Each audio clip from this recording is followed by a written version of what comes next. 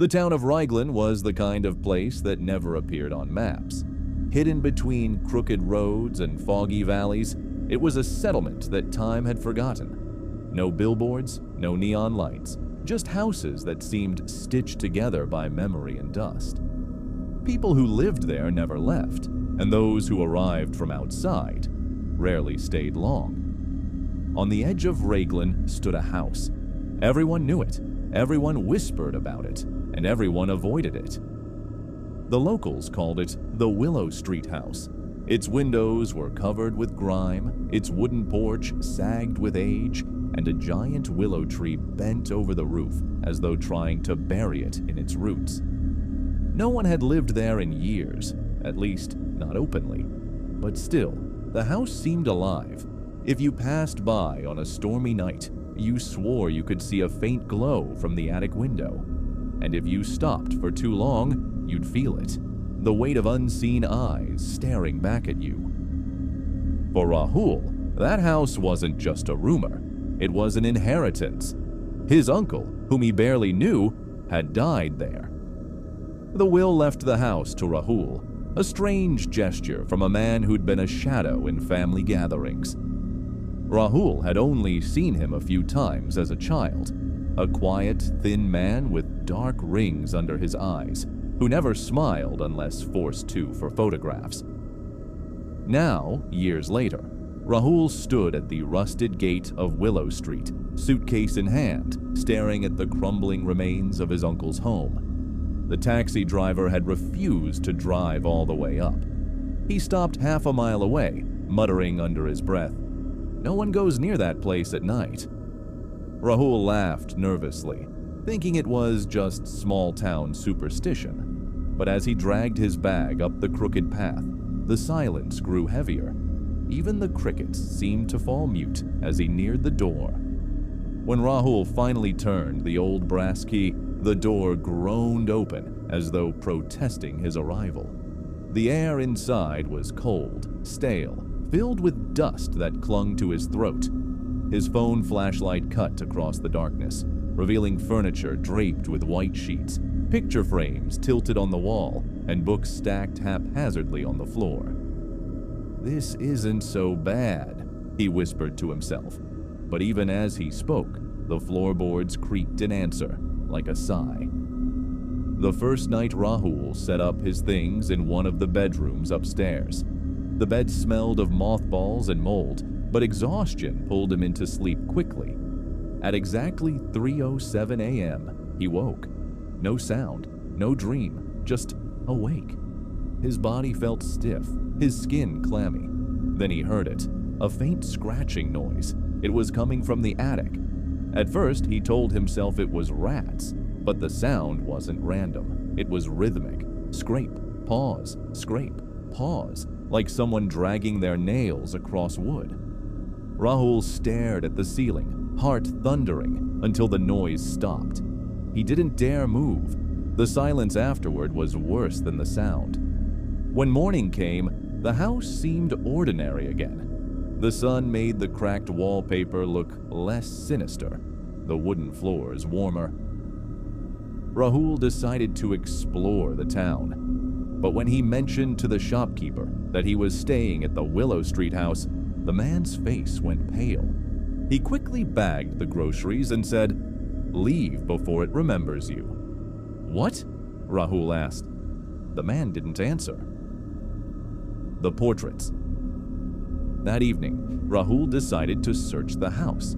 Curiosity gnawed at him. He started in the study, where the smell of old paper filled the air.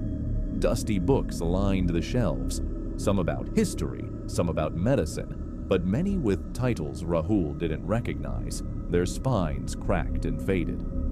On the desk, he found a small journal. The handwriting inside was jagged, desperate. Most of it was nonsense, scribbles about shadows, whispers, and the truth buried in blood. But one line chilled him, "It doesn't live in the house. The house lives in me."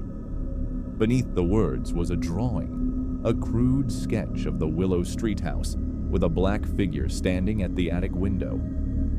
Shaken, Rahul left the study. That's when he noticed something he hadn't before. Portraits lining the hallway, dusty, cracked frames of faces he didn't recognize.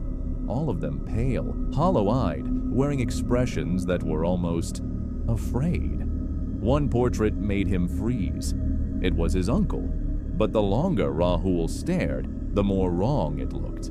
The eyes in the painting were too sharp, too alive, as though following him, and the corners of the uncle's lips were curled, not into a smile, but something between hunger and hate. That night, Rahul locked the bedroom door. At 3:07 a.m., he woke again. This time, the scratching was louder, closer, and then, faintly, he heard footsteps in the hallway outside his door. He held his breath. The doorknob rattled once, twice, then stopped. When he finally opened the door at dawn, the hallway was empty, except for one thing. The portrait of his uncle was gone. The neighbor's truth. By the third day, Rahul's nerves to unraveling, he needed answers. He visited an old man who lived near the edge of town, someone the shopkeeper said had been his uncle's only friend. The old man's hands trembled as he poured tea. His eyes darted around the room as though afraid of being overheard. "Your uncle, he wasn't right," the man whispered. "That house, it takes from you. It feeds on you.